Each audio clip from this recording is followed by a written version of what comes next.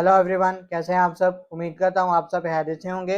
जैसा कि आप जानते हैं, हमने front end web development course start किया हुआ है। इस कोर्स में हम HTML का सेशन स्टार्ट कर चुके हैं। आज की हमारी फोर्थ वीडियो होगी। इस वीडियो में हम इमेज टैग के बारे में पढ़ेंगे। आइए अपनी इस वीडियो को स्टार्ट करते हैं। आप देख सकते हैं यहाँ पे मैंने हेडिंग दी हुई है, इमेज टैग इन HTML। जब भी हमें वेबसाइट में कोई इमेज इंसर्ट करनी होती है तो हम उसके लिए इमेज टैग का यूज़ करते हैं। ये हमारा इस तरह का इमेज टैग होता है। आगे कुछ एट्रीब्यूट्स हैं इमेज टैग के बारे में। एट्रीब्यूट्स किसी भी हमारे HTML एलिमेंट को एडिशनल प्रॉपर्टीज देने के लिए यूज़ होते हैं। यहाँ पे हमारे पास ये 4 एट्रीब्यूट लिखे हुए हैं जो इमेज टैग से रिलेटेड हैं। फर्स्ट एट्रीब्यूट हमारे पास सोर्स एट्रीब्यूट। सोर्स एट्रीब्यूट में हम अपनी इमेज का सोर्स देते हैं, अपनी इमेज की लोकेशन देते हैं कि कहाँ पे वो इमेज पड़ी हुई है। ऑल टेक्स्ट एट्रीब्यूट में हम टेक्स्ट लिखते हैं जब भी अगर हमने अपनी इमेज का सोर्स सही नहीं दिया या हमारी वेबसाइट सर्वर पे अपलोड है और कुछ नेटवर्क इश्यू की वजह से हमारी जो इमेज लोड नहीं हो रही, तो उस सूरत में जो हमें अल्ट टेक्स्ट नज़र आता है अगर हमारी इमेज लोड नहीं हो रही। थर्ड एट्रीब्यूट हमारे पास हाइट एट्रीब्यूट आ जाता है। हाइट एट्रीब्यूट में हम अपनी इमेज की हाइट सेट करते हैं और उसका यूनिट होता है पिक्सल। हम पिक्सल्स में हम अपनी इमेज की हाइट सेट कर सकते हैं और वो कुछ भी नंबरिंग हो सकती है, जैसे 100 पिक्सल, 200 पिक्सल, 50 पिक्सल।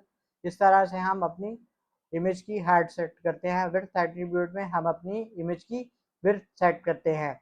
आइए अब हम इन टैग को प्रैक्टिकली इम्प्लीमेंट करके देखते हैं। जैसा कि आप देख सकते हैं, हमने एक फोल्डर बनाया हुआ है front end web development course के नाम से। मैं इस फोल्डर को अपने VS कोड में ओपन कर लेता हूं और एक न्यू फाइल बनाता हूं।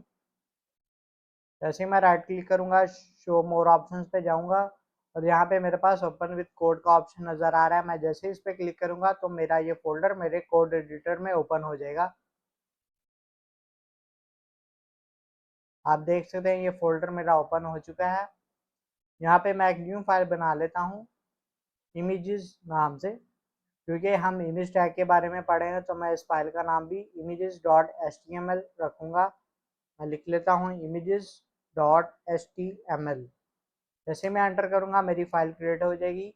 अब मैं शिफ्ट और 1 प्रेस करूँगा तो मेरे पास यहाँ पे एमिट एब्रिविएशन आ चुकी है। मैं जैसे ही एंटर करूँगा तो मेरा स्टार्टअप कोड कंप्लीट हो जाएगा। टाइटल में मैं अपने वेब पेज का टाइटल दे देता हूँ, इमेज टैग इन HTML। आप कोई भी टाइटल दे सकते हैं। मैं लिख लेता हूँ इमेज टैग इन HTML। अब मैं अपने बॉडी टैग के अंदर आ जाता हूँ। जैसे ही मैं IMG टाइप करूँगा तो यहाँ पे मेरे पास एमिट एब्रिविएशन आ चुकी है। मैं जैसे ही एंटर करूँगा तो आप देख सकते हैं मेरा इमेज टैग जो है कंप्लीट हो चुका है। इमेज टैग हमारा एक ओपन टैग होता है, तो इसके लिए हमें यहाँ पे एक फॉरवर्ड स्लैश लगानी पड़ती है। ये हमारा ओपन टैग है क्योंकि आप देख सकते हैं इसका कोई क्लोजिंग टैग नहीं दिया गया। अब मैं आपको ओपन टैग और क्लोजिंग टैग वाला दिखाता हूँ जिसका क्लोज टैग भी दिया होता है, जैसे H1। अब जैसे ही मैं H1 लिखूंगा तो आप देख सकते हैं यहाँ पे ये ओपन टैग है और इसका क्लोजिंग टैग भी है। लेकिन इमेज टैग में हमारे पास इसका क्लोजिंग टैग नहीं दिया गया, तो हमारे पास ये इमेज टैग जो होता है एक ओपन टैग होता है और इसमें हमें फॉरवर्ड स्लैश का यूज़ करना पड़ता है। यहाँ पे जहाँ पे मैंने आपको दिखाया लगा के, यहाँ पे हमारे पास इमेज के 2 एट्रीब्यूट आ चुके हैं ऑटो कंप्लीशन में। पहला हमारे पास सोर्स है। सोर्स में मैंने आपको बताया हम अपनी इमेज का सोर्स देते हैं। आप देख सकते हैं मेरे पास ये फोल्डर जो है, यहाँ पे मैंने इसी फोल्डर के अंदर अपनी एक इमेज रखी हुई है। तो यहाँ जैसे ही मैं सोर्स में आऊँगा और फॉरवर्ड स्लैश प्रेस करूँगा, यहाँ पे मेरे पास कुछ सजेशन आ चुकी हैं मेरी फाइल्स की और यहाँ पे आप देख सकते हैं यहाँ पे मेरे पास इमेज जो मेरी आ चुकी है। जैसे ही मैं एंटर करूँगा तो यहाँ पे मेरी जो है इमेज की लोकेशन आ जाएगी, इमेज का सोर्स आ जाएगा। अब मैं आपको इमेज ब्राउज़र में दिखाता हूँ। मैं टॉप राइट कॉर्नर पे जाऊँगा और यहाँ पे मेरे पास शो प्रीव्यू का ऑप्शन है। मैं जैसे ही इस पर क्लिक करूँगा तो मेरा ये फाइल मेरे ब्राउज़र में ओपन हो जाएगी। आप देख सकते हैं यहाँ पे मेरे पास इमेज आ चुकी है। अगर मैं इस फाइल का नाम गलत दे दूंगा, जो ये मेरी इमेज का नाम है, गलत दे दूंगा तो मेरे पास इमेज नहीं आएगी। आपने ये याद रखना है, जब भी आपने सोर्स में जो भी इमेज देना है तो एग्जैक्ट वही नाम देना है जो आपने जिस नाम से आपने सेव करके अपनी इमेज को रखा हुआ है। जहाँ पे मेरे पास माय इमेज है तो माय इमेज ही होना चाहिए। अगर मैं यहाँ से माय हटा दूंगा तो यहाँ पे मेरी इमेज नहीं आएगी। तो आप देख सकते हैं मेरी इमेज यहाँ से जा चुकी है। जैसे ही मैं फाइल का अपने नाम सही दूंगा तो मेरे पास यहाँ पे मेरी इमेज आ जाएगी। तो आप देख सकते हैं ये इमेज आ चुकी है।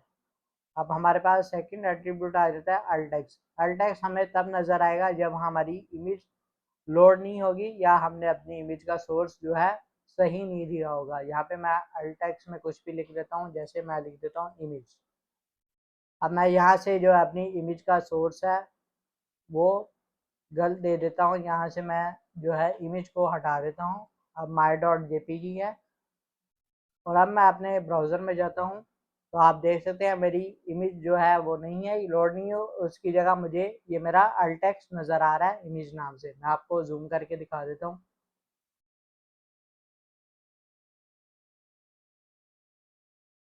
तो आप देख सकते हैं यहाँ पे मेरा ये जो है अल्ट टेक्स्ट नज़र आ रहा है और ये यहाँ पे आपको ये इमेज का जो आइकन बना नज़र आ रहा है, इस पर कट लगा हुआ, मतलब कि इसका मतलब हमारी इमेज की लोकेशन गलत है या वो लोड नहीं हुई।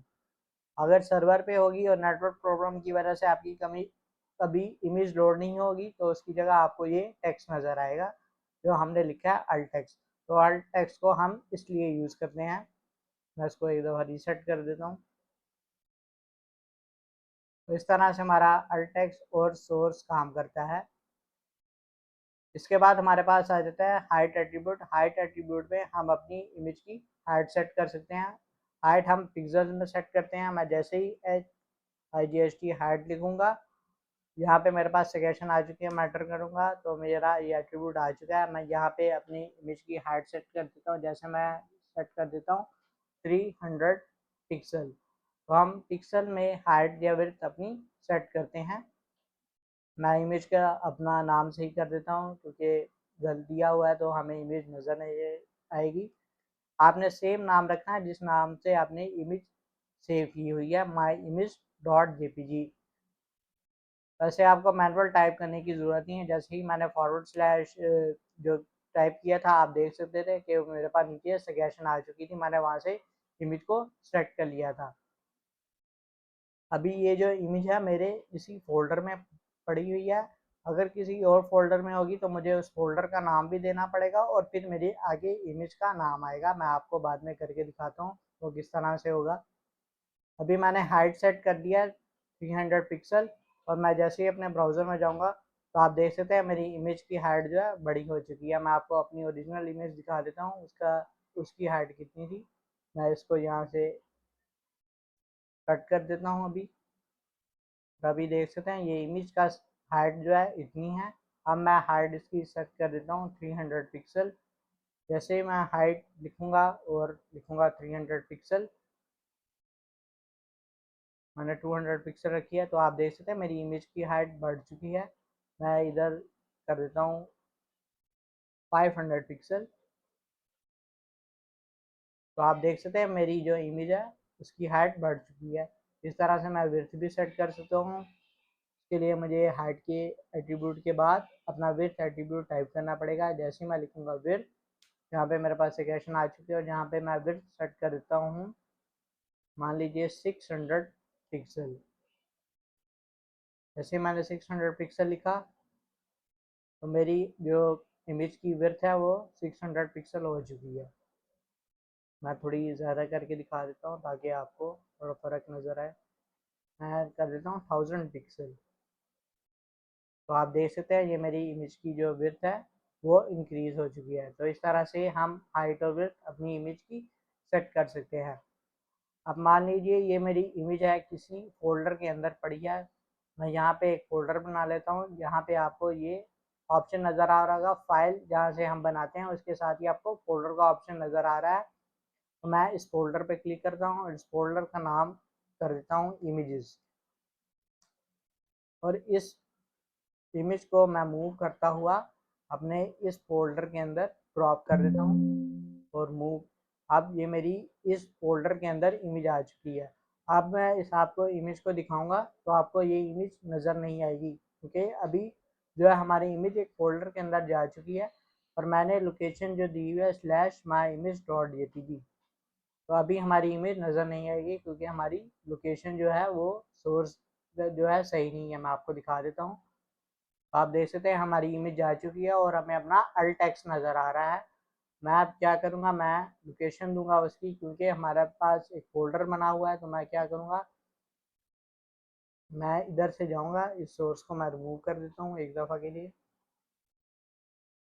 जैसे ही मैं फॉरवर्ड स्लैश लिखूँगा तो आप देख सकते हैं यहाँ पे मेरे पास सजेशन आ चुकी हैं और यहाँ पे मेरा इमेजेस नाम से फोल्डर आपको नज़र आ रहा है। जैसे इस पर क्लिक करूँगा तो आप देख सकते हैं इमेजेस, और आगे मेरे पास जो मेरी इमेज आ रही है वो आ जाएगी। जैसे एंटर करूँगा तो इसका मतलब ये है कि एक फाइल से बाहर आओ, मतलब कि images.html फाइल से वो बाहर आएगा और फिर जाएगा इमेजेस वाला फोल्डर। इमेजेस वाले फोल्डर को ढूंढेगा और उसमें ये इमेज आपकी होगी। तो अब मैं आपको दिखाता हूँ हमारी इमेज जो है आ जाएगी। तो आप देख सकते हैं इस तरह से हमारी इमेज आ चुकी है। तो इस तरह से हम इमेज इंसर्ट करते हैं। आप इंटरनेट से भी किसी इमेज का सोर्स दे सकते हैं। मैं आपको बताता हूँ किस तरह आप दे सकते हैं। जैसे मैं जाता हूँ अपने ब्राउज़र में, यहाँ पे मैंने कुछ इमेजेस सर्च करके रखी हुई हैं। मैं जैसे ये इमेज को ओपन कर लेता हूँ, किसी भी यहाँ से एक इमेज को।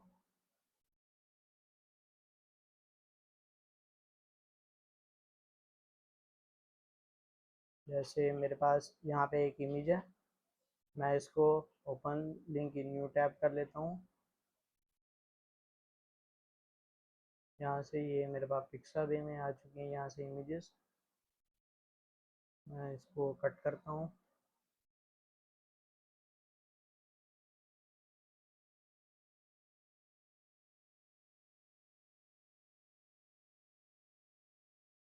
वैसे मेरे पास ये इमेज है, मैं इसको कॉपी इमेज एड्रेस, इसका इमेज एड्रेस कॉपी कर लेता हूँ और मैं यहाँ पे आके सोर्स में पेस्ट कर देता हूँ।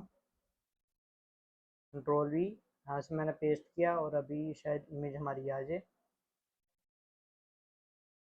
तो आप देख सकते हैं ये हमारे पास इमेज जो है आ चुकी है। इस तरह से आप इंटरनेट से भी किसी इमेज का एड्रेस दे सकते हैं। उम्मीद करता हूँ आपको इस वीडियो की समझ आई होगी। अगर आपको किसी चीज़ की समझ नहीं लगी तो आप मेरी वीडियो पीछे करके देख सकते हैं और मुझसे कमेंट में क्वेश्चन भी कर सकते हैं, मैं आपको इसका आंसर करूँगा। मज़ीद वीडियोज़ के लिए आप मेरे चैनल को सब्सक्राइब करें ताकि आपको नई आने वाली वीडियोज़ की नोटिफिकेशन मिल सके। Thank you.